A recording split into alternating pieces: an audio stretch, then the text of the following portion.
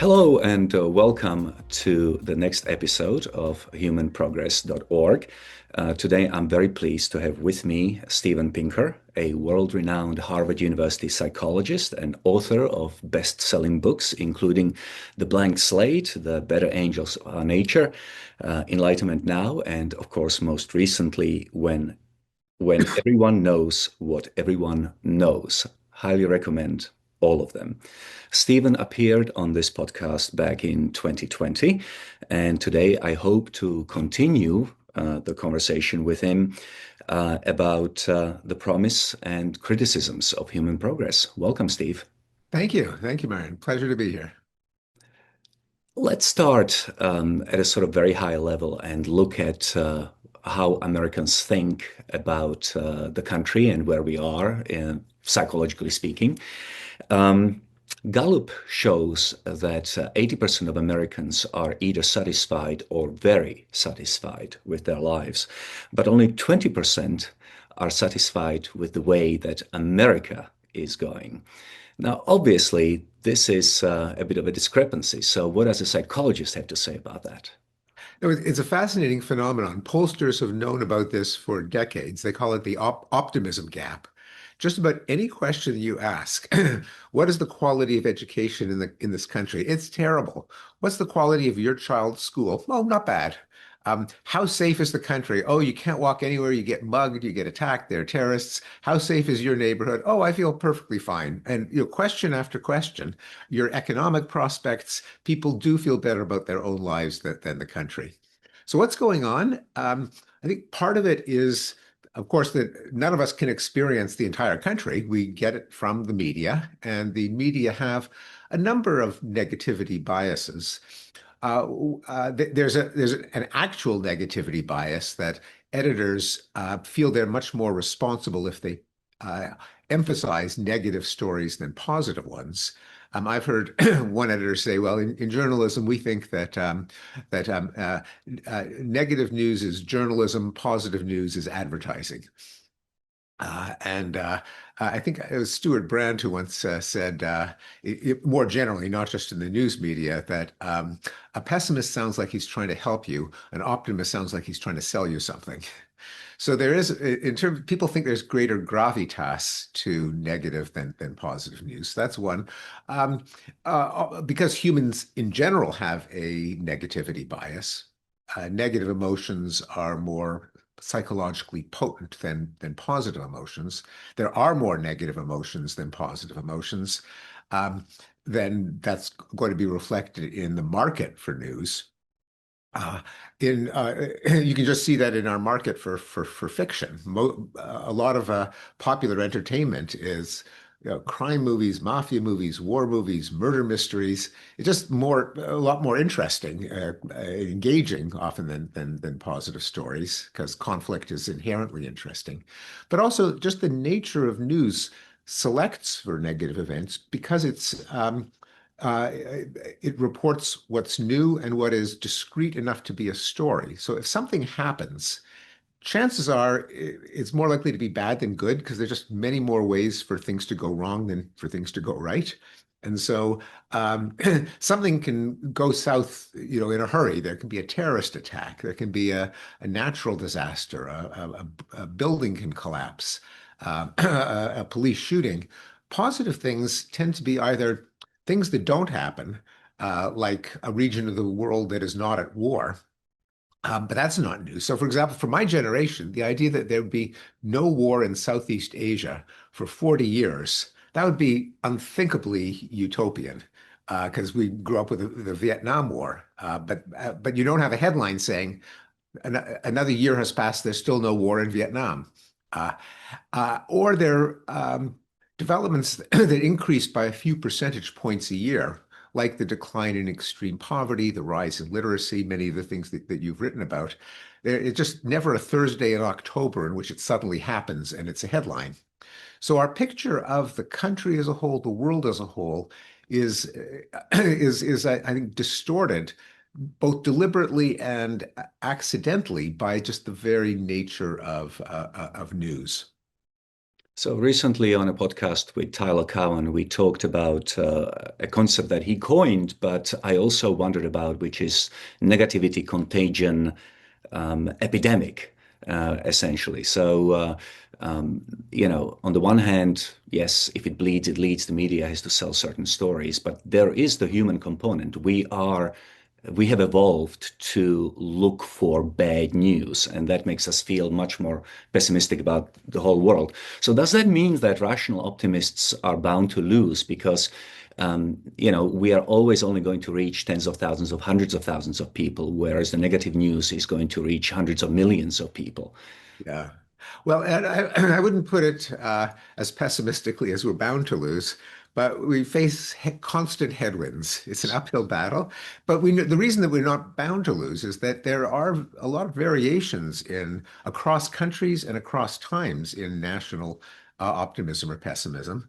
I mean, there's a lot of paradoxes here that the degree of optimism in a country does not seem very closely related to the conditions of life in that country.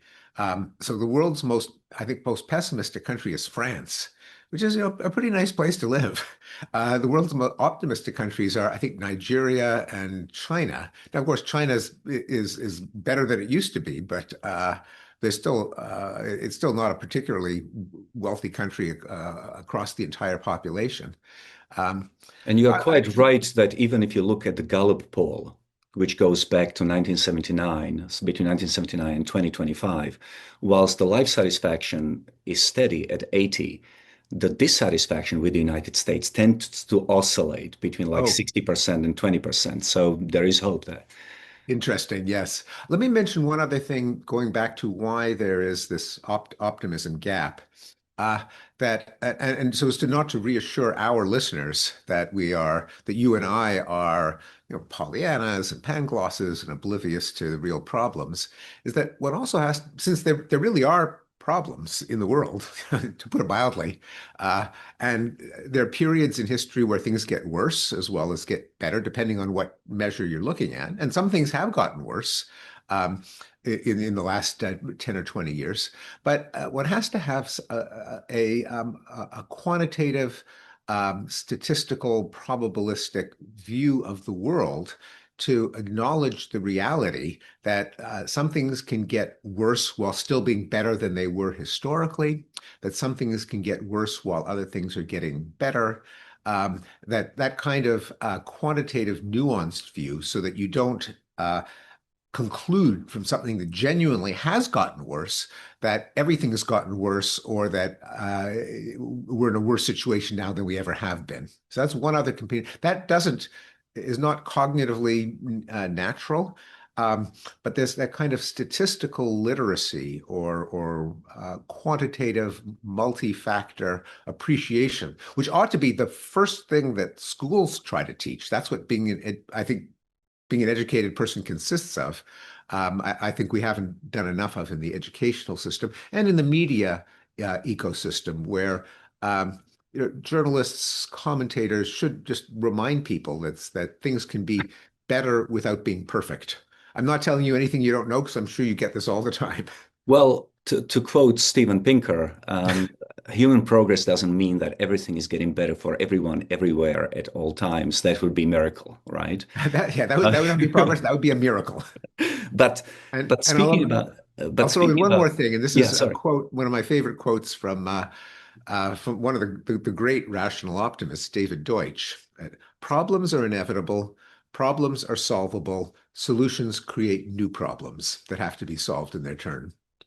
Would you would you want to modify it? I wonder what David Deutsch would think about it, to modify it in a way that usually what happens is that we have a big problem. We solve it, creating a usually smaller problem, solving it leading to another problem. I like to use the example of hunger, that we used to have famines. We solved it through higher food production, leading to obesity.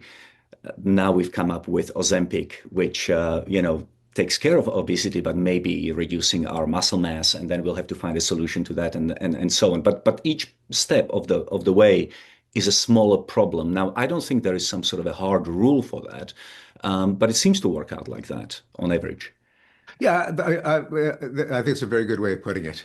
I would also add, and I think that's very much consistent with Deutsch's Mhm. three laws, if you will.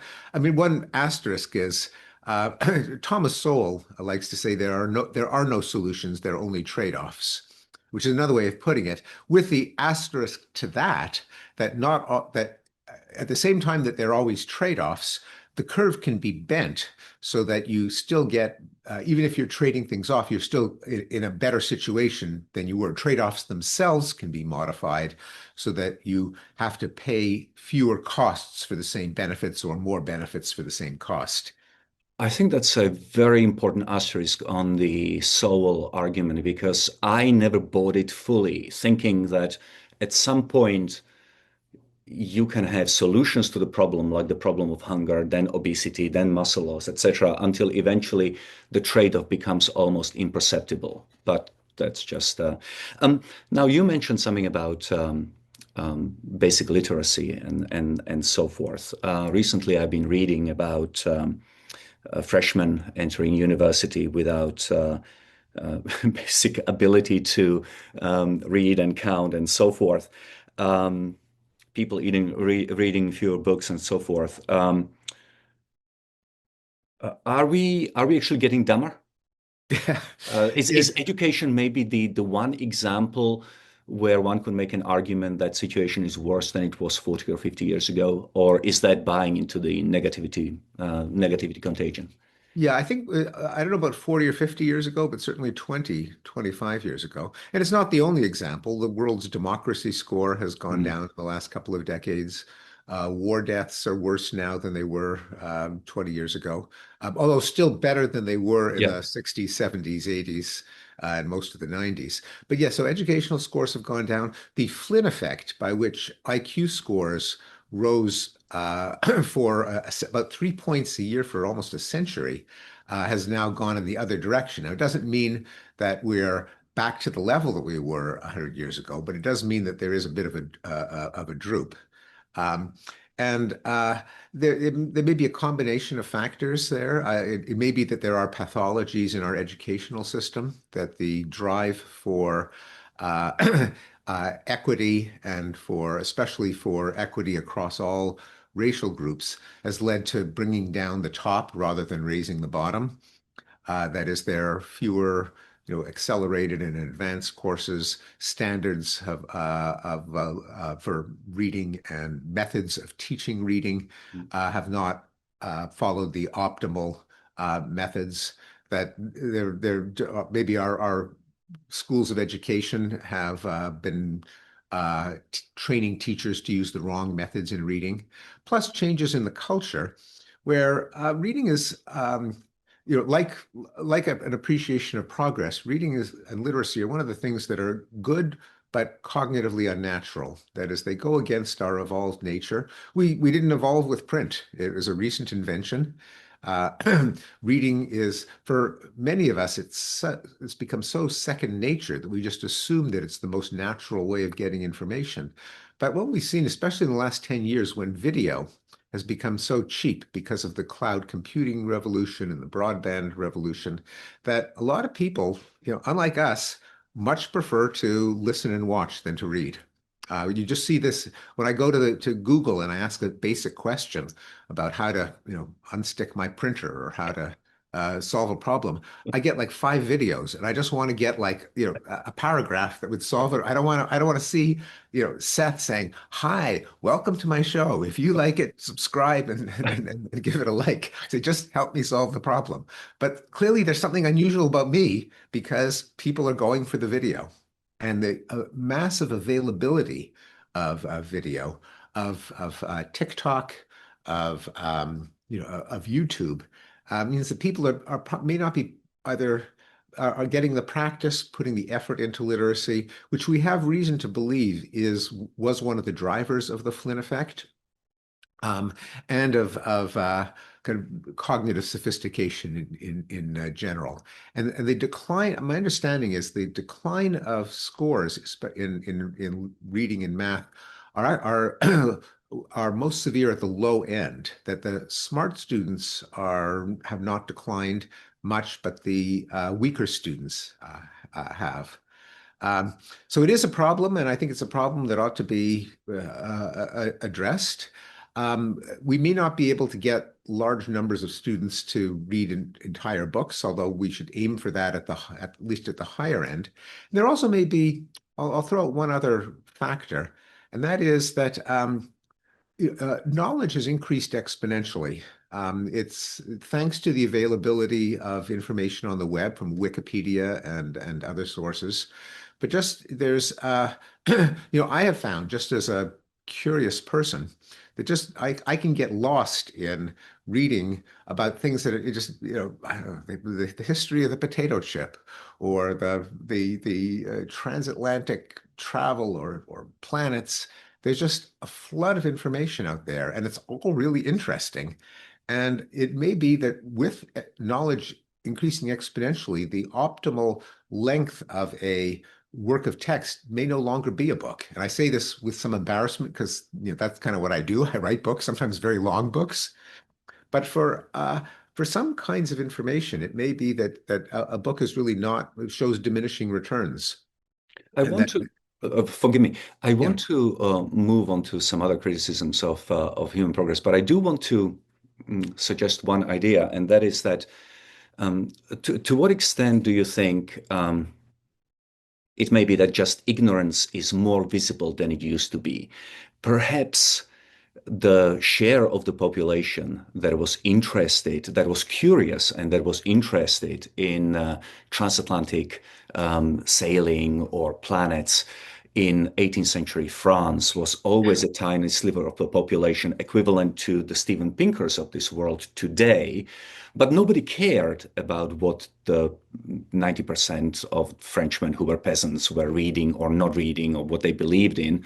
And maybe that sliver of population has been constant across ages, but now ignorance is more in your face because people walk around with microphones and are asking ordinary people, "Can you name the three branches of government?" And they can't, etc. Yeah. So, That's interesting, and of course, it is one of it's part of the paradox of democracy that what the person in the street who votes thinks and how they think is a major problem or a major issue at least. yeah. But yeah, that could be also yeah, that's a good point. And the democratization of media, where it used to be that there was Time Magazine and the New York Times and CBS and NBC and the BBC, and you heard from because of just the massively limited bandwidth, there were gatekeepers, and you would hear from a more elite segment of the population. Now, with comment sections on websites, with blogs, with social media, we unfortunately know more about what the average person on the street thinks. It's not a pretty sight. But that may always, in fact, there's reason to think that you're right, that there was always a huge undercurrent of belief in conspiracy theories and the paranormal and crazy stuff, but they just no one asked them, and they weren't interviewed by the BBC, so that's part of it. Although, as you yourself mentioned at the beginning, there are some data showing a decline in literacy, so it isn't just Mhm. reporting. There is a real effect there too.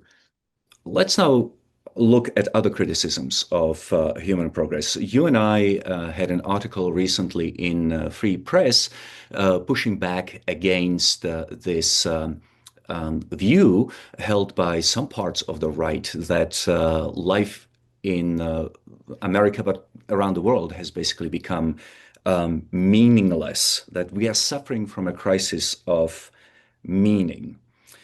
Um, have you ever seen any hard evidence suggesting that people's lives are more meaningless in rich countries versus poor countries, or that lives are less meaningless today than they used to be 100 or 200 years ago? Because I haven't.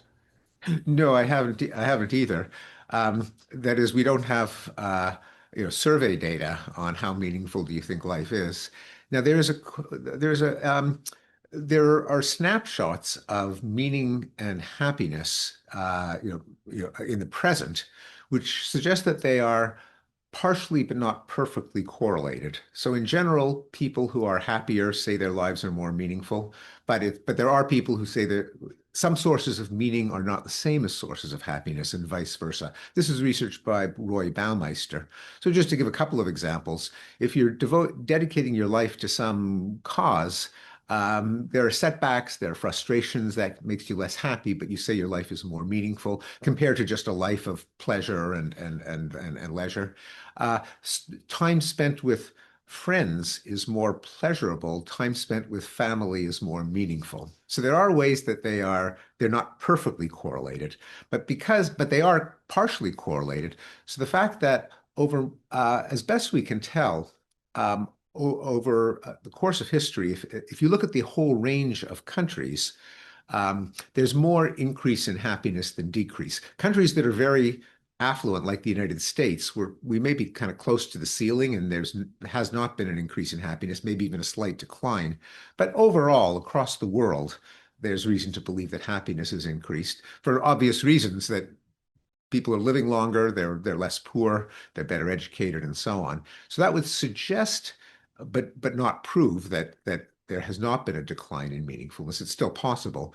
But just anecdotally, there have been complaints that life is meaningless as far back as you go. Ecclesiastes, vanity of vanities, all is vanity.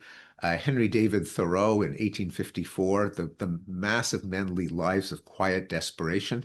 Now, how a guy living in a cabin on a pond could know this is unclear, but that was the perception. T.S. Eliot, we are the hollow men, we are the stuffed men, 1920s. Starting in the 50s, there was a great fear of alienation. That was the big issue. And part of the counterculture was how suburban middle class life was meaningless and empty and plastic and artificial. The Pursuit of Loneliness, 1970 bestseller by Philip Slater, Jimmy Carter's malaise speech in the late 1970s. So it's a constant complaint. So when the fact that people say it doesn't necessarily mean it's true. And one would think that if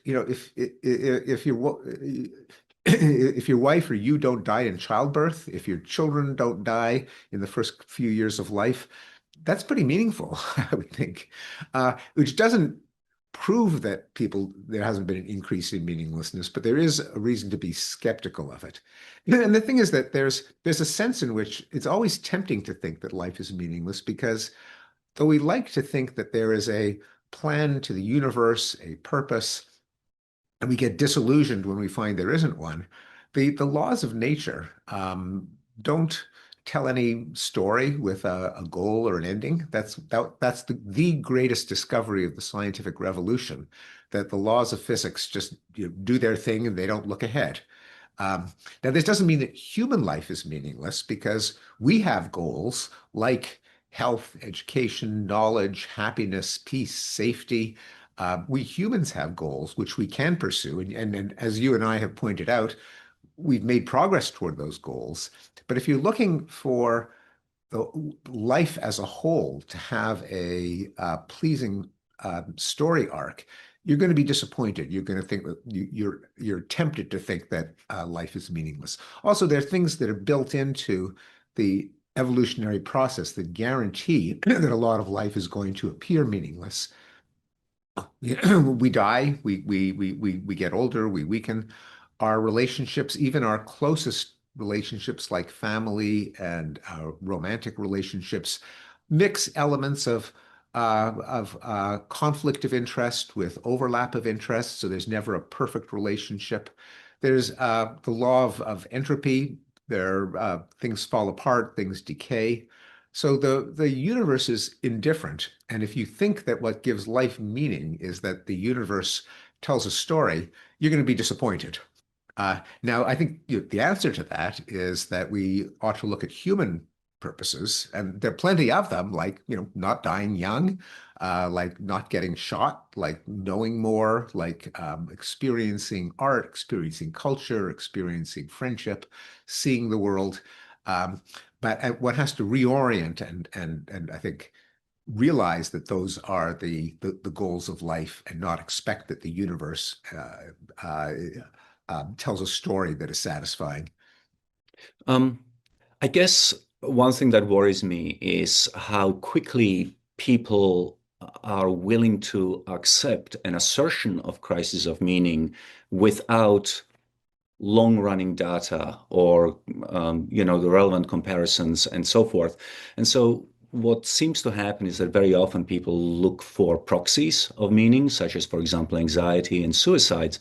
And so I just want to very briefly talk about those two. So um, there seems to be some evidence that there is higher anxiety rates, there are higher anxiety rates in rich countries rather than poor. So from that, you could deduce that human progress actually leads to higher anxiety. But as we have seen with other research, such as, for example, research into autism, definitions can change. They can expand to a level where things that you previously never ascribed to anxiety will be ascribed to anxiety today. Trauma used to mean being bombed by the Germans in the trenches of the First World War. Today, it may be that you are breaking up with your boyfriend or your girlfriend. Do you have any sense as Yeah. to how reliable the data on anxiety and trauma is? Yeah, my sense is that there's a mix of both. There's certainly a kind of diagnostic category creep because what used to be a life event is now a psychological diagnosis. And I've seen this in my own students that there's an eagerness to diagnose oneself, sometimes with, I think, bogus diagnoses like autism for introversion. Um, and there's certainly been concept creep for trauma, even though of course there really is trauma. But there's a funny kind of bizarre cachet to having a pathology. I think there probably has, on top of that, been, as best I can tell, there has been some increase in anxiety. Jean Twenge, psychologist, has kind of looked retrospectively at surveys. Um, Now, again, survey data are biased by reporting biases, but maybe even since the late 50s, there seems to be an increase in anxiety. Now, some of that may be that when there's more responsibility, just when you become an adult, there are more things uh, that you take responsibility for that kind of add to your anxiety burden. So when I think back, now this may be a stereotype, but I think back to my parents in the 1950s, there were a lot of things that they just never thought about. Exercise. Are they getting enough exercise? That just wasn't a thing. Are they exposing themselves to skin cancer risk by going out in the sun? Have they not forgotten to put on enough sunblock and wear protective sunblock clothing? Um, the state of the climate, of inequality. Just people don't even think about these. Now, of course, they had their other anxieties like nuclear war, uh, but we're aware of more. We take on more. We're more. There's a sense in which we're more adult, and so some of the anxiety might be real. There may also be, especially in the last 10 or 20 years, Jean Twenge and John Haidt have been trying to make the case that social media, especially through smartphones, in particular in younger people, have led to a genuine rise in anxiety, which is there's some controversy there over cause and effect. Maybe more anxious kids, more depressed kids turn to social media. But there seems to be at least some evidence that suggests there may be some causation there. Uh, Now, I want to turn to suicide, which is, I think, a separate Yeah, issue. let me actually before you do that, Yeah, let me offer it to our listeners as um, what I consider to be the strongest argument in favor of rational optimism, and then please blow it out of the water, because the argument would go something like this: the clearest sign of unhappiness, dissatisfaction, is when you kill yourself, and here in the United States, we actually did have an increase in suicides, but suicides are dropping in most, if not all, of the other rich countries. So my argument would be you cannot ascribe dissatisfaction with life leading to suicide, to whatever, accumulation of wealth or too much information or whatever else is that defines human progress, it seems like a quintessentially American pathology rather than a pathology of all countries that are prosperous. What's wrong with this argument? No, that's really interesting. So when I wrote Enlightenment Now, which is my manifesto of rational optimism, or at least of human progress, um, so I have a section on suicide, and one might think, just as in my work, the data that I report on violence, I usually concentrate on homicide rather than on crime rates as reported to the police, simply because homicide is the most objective measure of violence, because a dead body is hard to argue away. People record homicides pretty accurately, and so it's the best indicator of violence. So by extension, one might think, as you introduce the topic, that suicide would be the best indicator of unhappiness. It's the ultimate indicator. You're so miserable that you want to cease consciousness altogether. But partly to my surprise, that doesn't seem to be right, that suicide and unhappiness are not that well correlated. They're puzzles such as that some of the highest suicide rates are in countries like in like South Korea, which is actually a pretty pleasant society.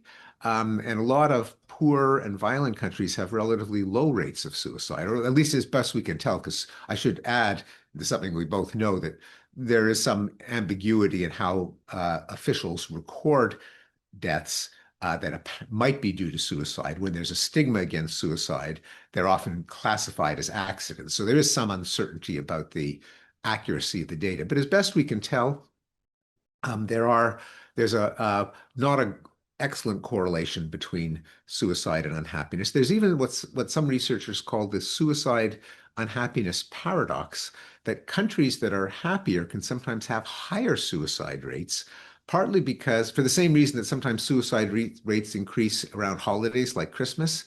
If you look around you and everyone is happy and you're not, then you really think you're a loser.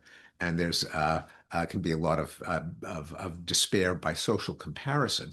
And suicide rates are also driven by things like contagion. If there's a recent suicide reported in the press, if how easy it is to commit suicide. I quote the rather macabre poem by Dorothy Parker.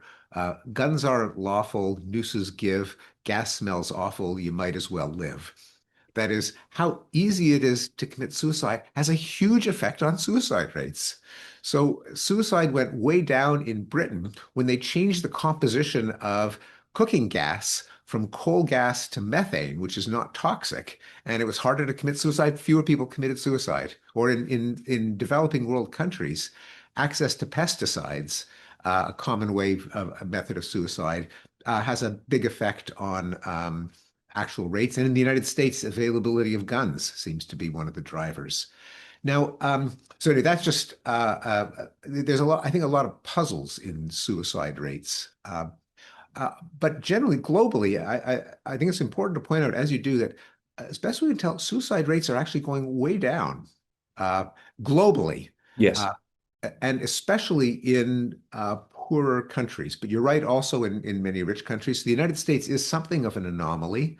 Since the 1990s, when the Global Burden of Disease Project began to collect data, the Institute for what is it, Global Health Research. Um, so suicide got ranked about 40%. And a lot of that is due to urbanization.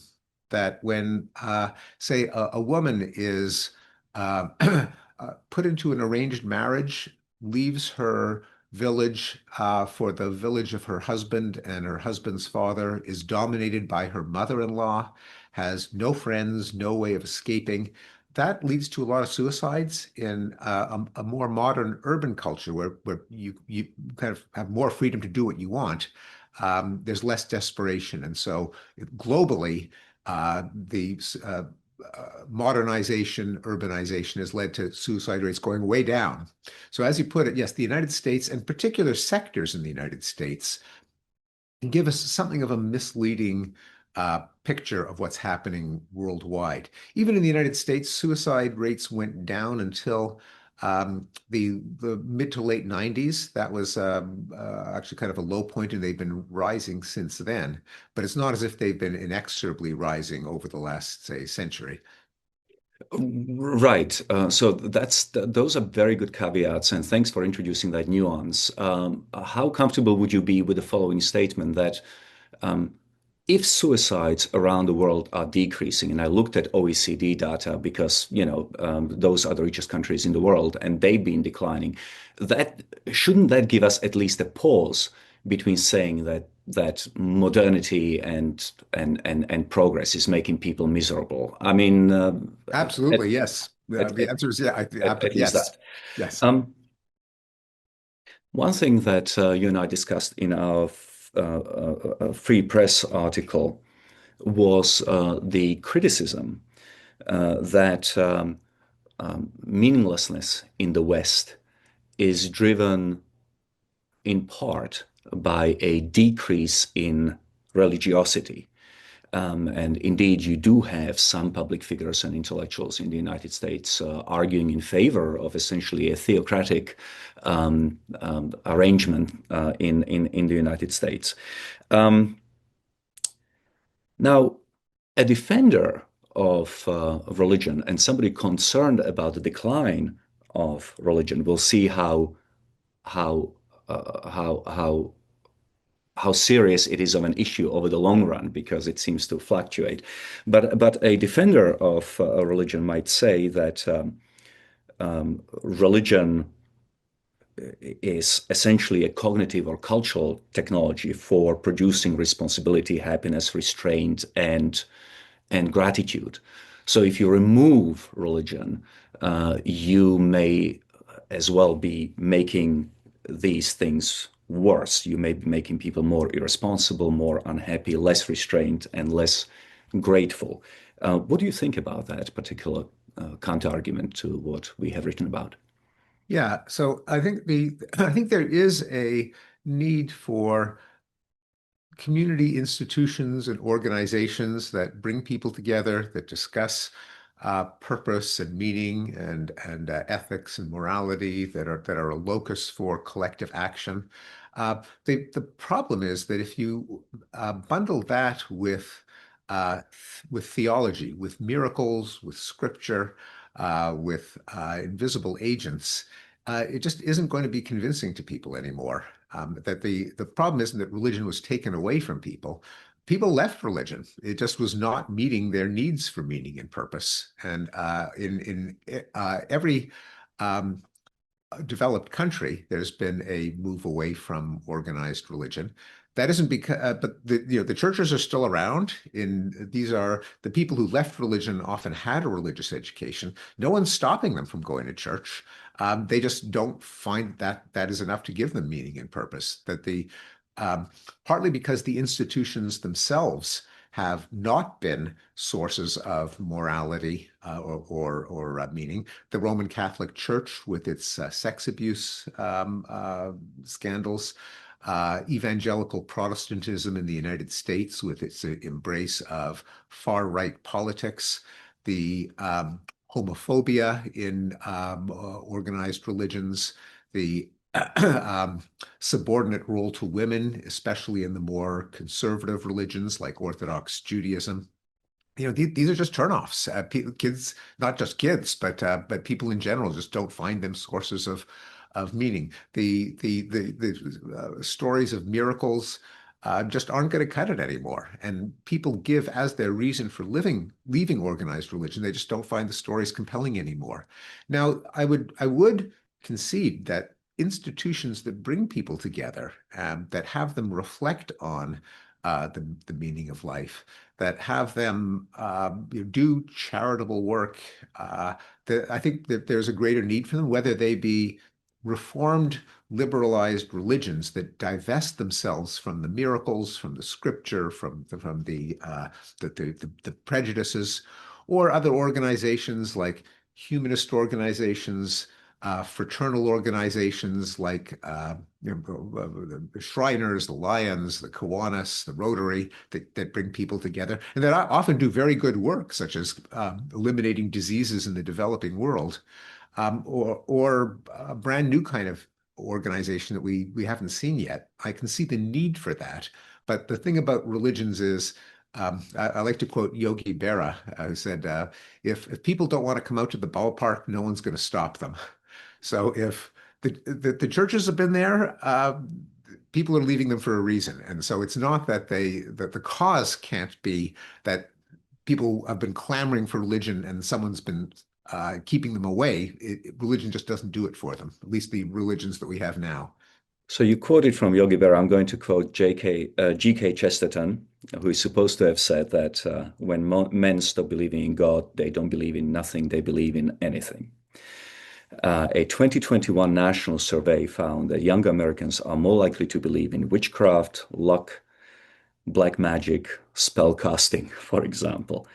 What do you make of somebody who would argue that at least Christianity kept black magic and spell casting and witchcraft at bay, and by losing these sort of established traditional religions, you have simply opened doors, not you personally, but No, no, yes. the rise of atheism has opened doors for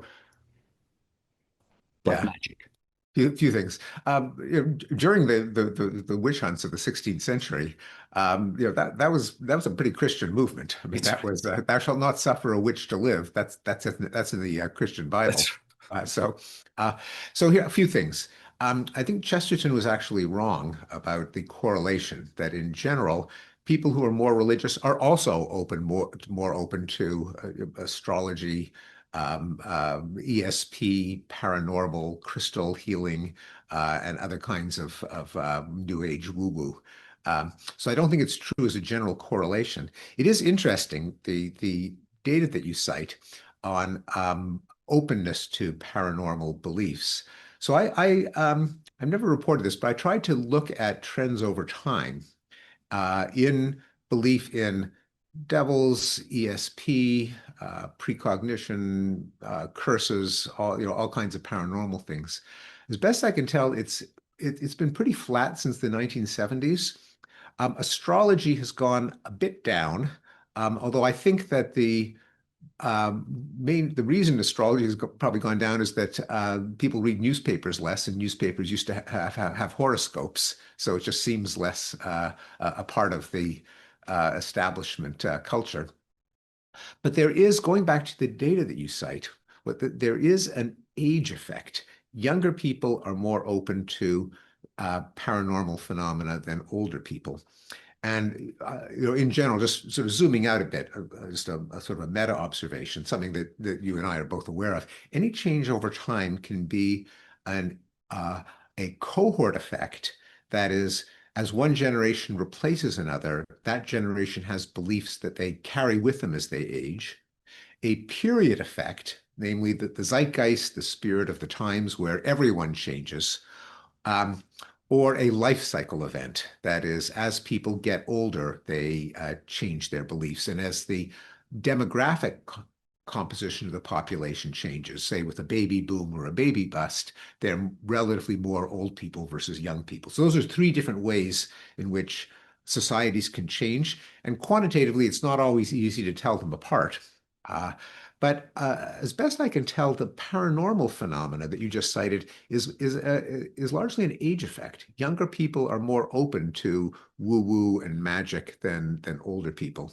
So I think those data are correct, but it doesn't necessarily mean that societies have become more open to the paranormal. As best I can tell, it's kind of flat, but if you poll younger people, there's going to be higher belief. Um, One way or another, there is a um, sizable chunk of the population that is attracted to the concept of to some form of supernatural, to something transcendental. And critics would say that this is what they call the God-shaped hole in human heart. That basically what irreligious people are offering is a meaningless cold universe without a purpose. Whereas what people really need in order to make sense of their lives and in order to be happy is a belief in some form of transcendence. Um, what do you think of that particular argument? Yeah, so one thing I think is literally wrong in the sense that people's craving for transcendence, meaning, and purpose isn't shaped like a god.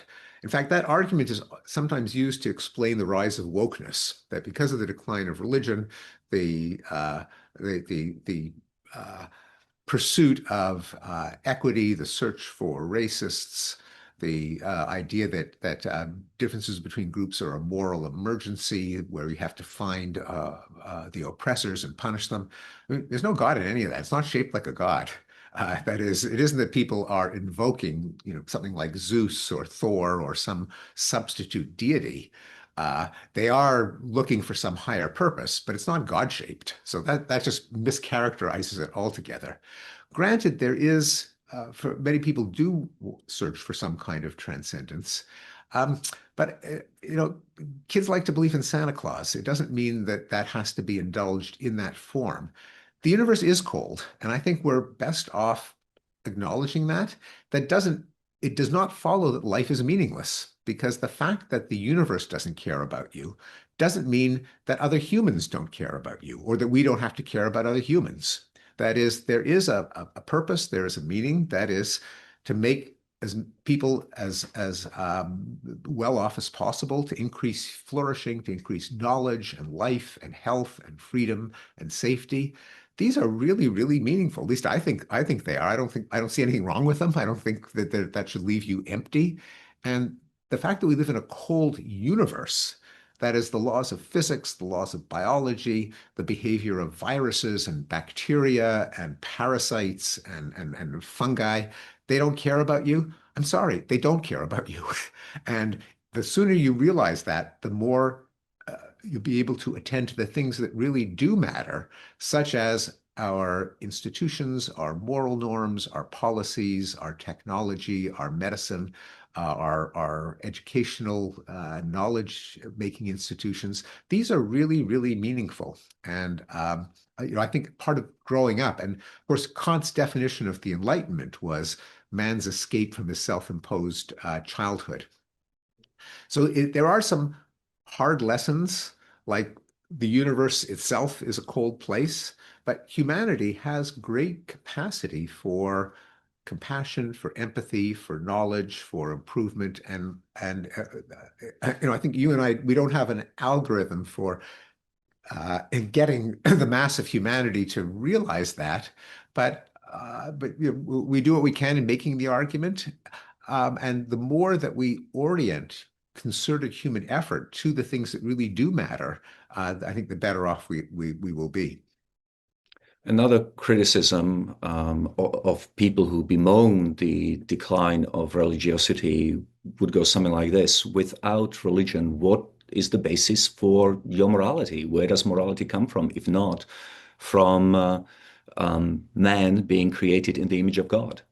Yes. Well, man created in the image of God doesn't give you a whole lot of morality. If you look at the Old Testament, God is commanding the Israelites to rape, massacre, mutilate their enemies.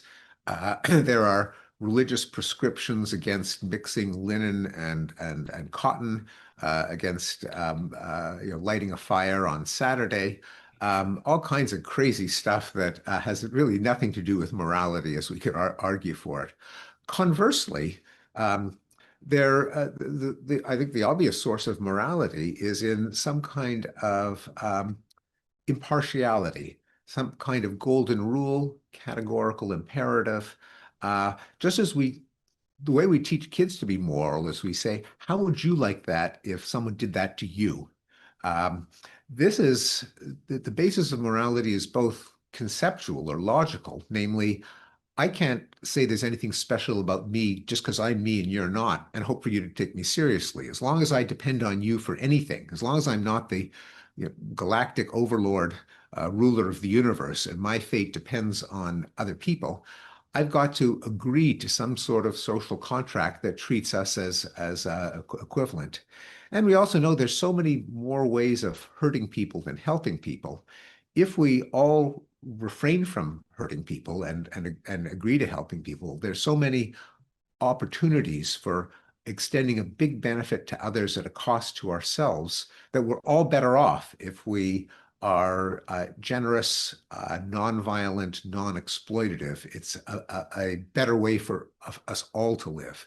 And that's why the same kind of um, core of morality can be seen in so many different formulations, like versions of the Golden Rule, which you can see have independently been discovered by many cultures, and the more sophisticated versions, like the John Rawls' veil of ignorance. Choose a society where if you didn't know your position, you would agree to it a priori. The social contract, the categorical imperative, or as the quote from Spinoza that I used as the epigraph for Enlightenment Now. Those who are guided by reason want nothing for themselves that they do not want for all of humanity. They're all versions of the same thing. A supernatural deity doesn't has no role in it. The most common counter-argument I hear to that point of view goes something like this. It is very well for an intelligent professor who reads a lot of books to derive moral principles from reciprocity and from reason and self-interest. But ordinary people don't think like that. What's wrong with just picking off the shelf an oven-ready set of moral norms that are presented by modern Christianity, which is to say, a set of moral norms that has been, shall we say, made more humane over time. So, to the extent that people think about churchgoers today as being mostly peaceful and tolerant and wanting to help each other, it's there on the shelf. Just pick it up. You don't have to do much thinking, for which you might not have time in the first place. Well, I think that that could be a means to an end, but one has to keep in mind what the end is, which is not religious morality, but humanistic morality, morality we can justify. Because as we know, an awful lot of religions give an off-the-shelf morality, such as kill anyone who insults the Prophet Muhammad, or execute blasphemers or gay people, or thou not suffer a witch to live. There's all kinds of really immoral stuff that goes along with these off-the-shelf morality that from religion, that is. To the extent that religions are guided by humanistic, Enlightenment, universalist principles, and many religions have been, some of the liberal Protestant denominations and Reformed Judaism and so on. And the legacy God stuff is, you can keep that as part of the symbolism, sort of some of the ritual, the same way that there are pretty humane constitutional monarchies like Canada, which have the king there as a kind of symbolic figurehead, but doesn't really wield much power. I think there's nothing wrong with that. And I occasionally go to religious services and I mumble the mumbo jumbo about God that I don't believe in as just part of the ritual. If the institution has moved in a humanistic direction. So I think that's, I would certainly would not oppose that. And maybe that would be a good thing. Maybe we could have liberalized religions that, under the influence of secular morality, have ditched all of the authoritarian and violent parts. That could be a viable option for many people. A somewhat different criticism of human progress has to do with status competition. Essentially, the idea that no matter how absolutely things get better in life, ultimately, as you once again put it in your book, men don't contend with the dead, but with the living. I believe it's a quote from Hobbes, correct? Yes, yes.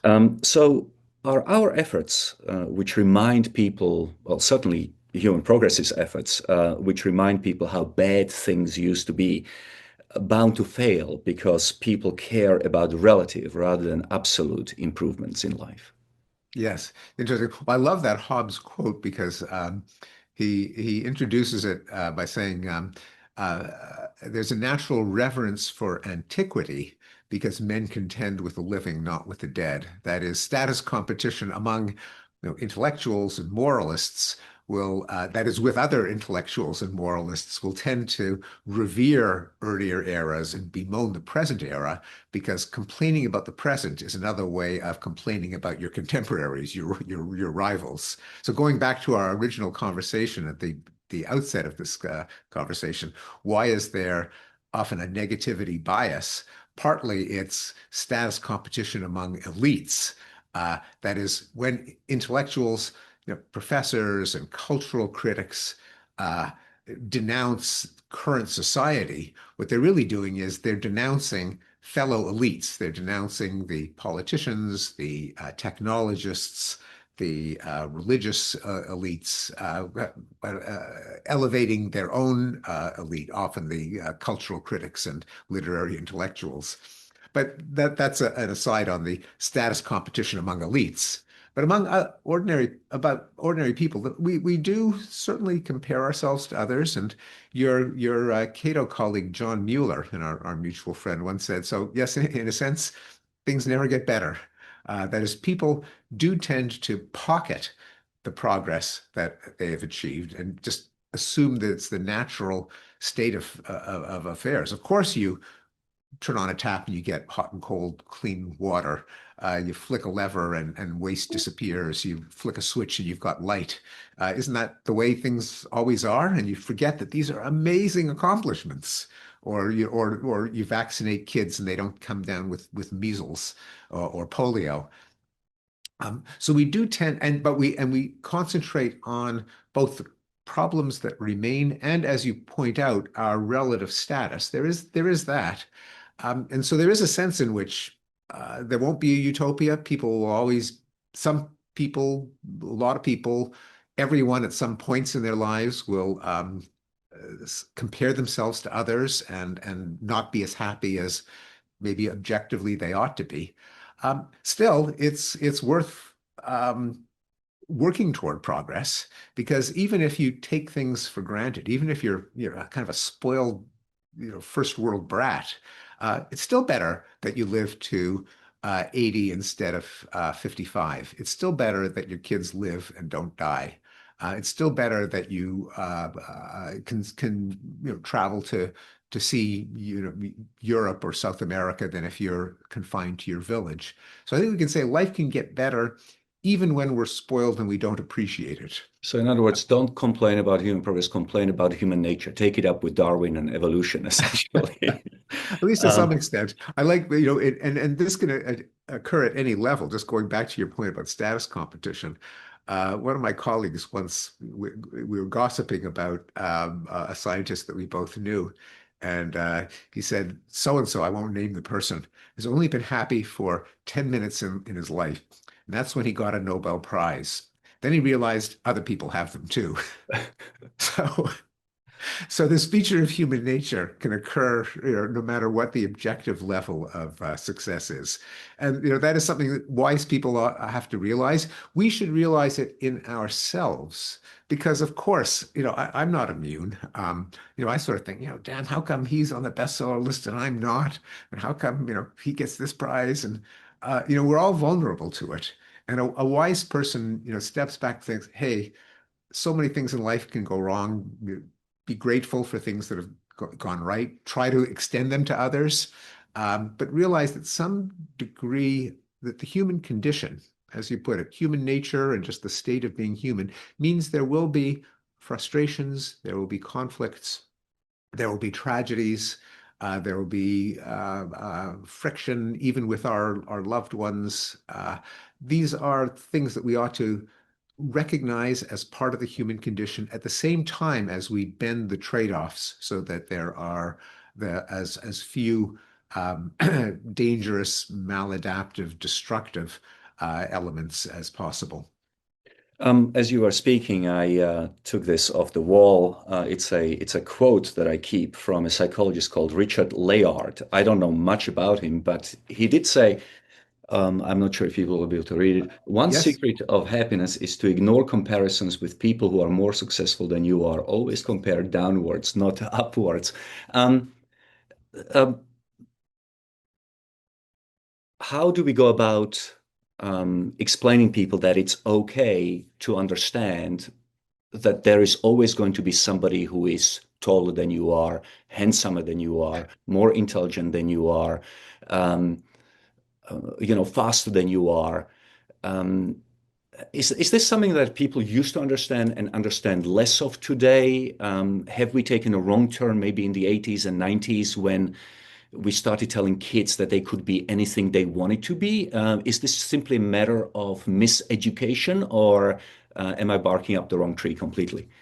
No, that's really interesting. And there's some features of the whole culture and some changes in culture over time that are very grassroots, bottom up, viral, that I mean can be influenced by education, by the message that we give children for sure, and each other.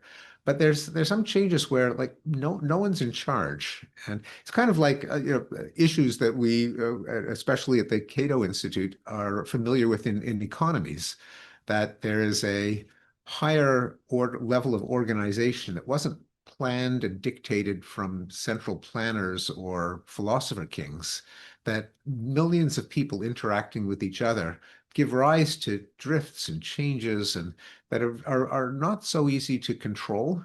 And that kind of appreciation of life's lessons, I think we shouldn't abdicate our responsibility for what we teach kids. Uh, but a lot of it may just be in the millions of messages that we send one another, that combination of media, of institutions like religions and educational institutions and government messaging and many other things that just aren't easy for any of us to direct or control from the top down. We can try to nudge them. We can everyone do their part. But you're right that this is a kind of a wisdom appreciation that we'd be better off having, but that it's not easy to engineer. Well, if it's zeitgeist, I certainly hope that zeitgeist doesn't get so negative that we adopt and implement policies that prevent human progress from happening simply because of this negativity, emotional contagion that is going on around us. And hopefully, this podcast will help some people to get a perspective that even though a lot of people are still complaining, life is still objectively better than it was before. So I want to thank you very much for taking the time. It was a pleasure to see you and to talk to you again after what, 6 years. And best of luck. Thank you so much, Marian. It was a real pleasure to talk with you, and we will stay in touch. Thank you.